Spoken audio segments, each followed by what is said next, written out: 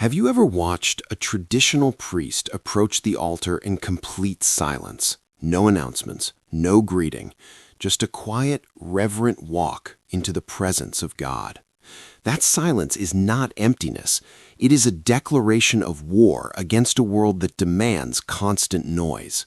And in 2026, with Traditionis Custodes still restricting the Old Mass, every single gesture of the Latin Rite has become an act of quiet resistance.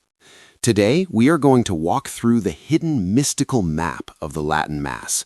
You will never see it the same way again.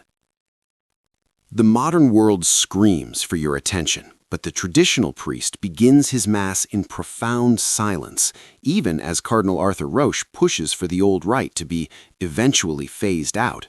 Why? Because the ritual is not a performance for man, it is a duty toward God. The priest faces the altar, not the people, because his back is turned to the world. That posture, eastward toward the rising sun, symbolizes Christ, the true light of the world. The priest becomes an alter Christus, another Christ. No Vatican restriction can erase that theological reality. Now watch his hands. During the Canon alone, the priest makes 33 signs of the cross. Why 33? To commemorate the 33 years of our Lord on earth. Each gesture is a protective seal over the sacrifice. Every thumb position, every finger extension carries codified dogmatic meaning. When the priest extends his hands over the chalice for the Hanc Igitur, he is reenacting the high priest of the Old Covenant, who placed his hands on the scapegoat to transfer the sins of the people. This is not empty ritual. This is a cosmic template that reorders a chaotic world.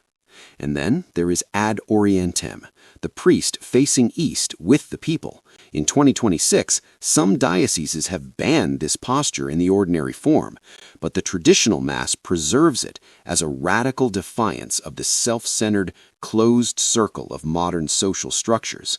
The priest turns his back to the pews because he is not the star, Christ is. Those specific turning movements act as a hinge between the temporal and the eternal realms. In a world obsessed with the self, this ancient orientation remains the fixed arrow pointing toward our true home. Watch the genuflections.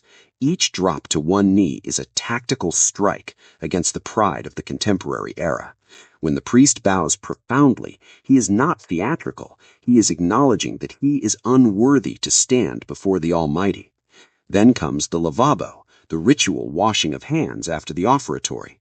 The priest recites Psalm 25, "I will wash my hands among the innocent." This is not about hygiene. It is a physical boundary between the profane world and the Holy of Holies.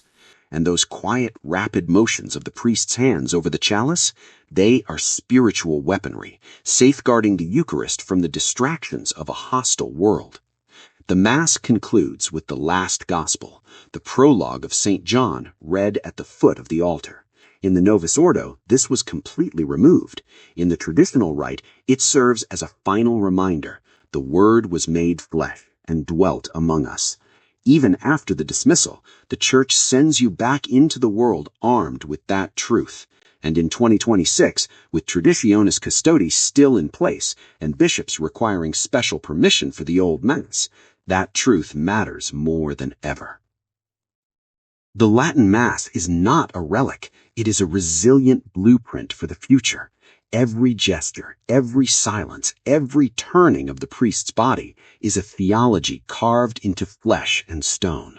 The restrictions may tighten, the dioceses may resist, but the ancient motions continue because they are not the property of any pope or bishop. They belong to Christ, and Christ is not going anywhere. Pray for our priests. Pray for the restoration. And the next time you see a traditional Mass, watch closely. You are witnessing a mystery that no decree can destroy.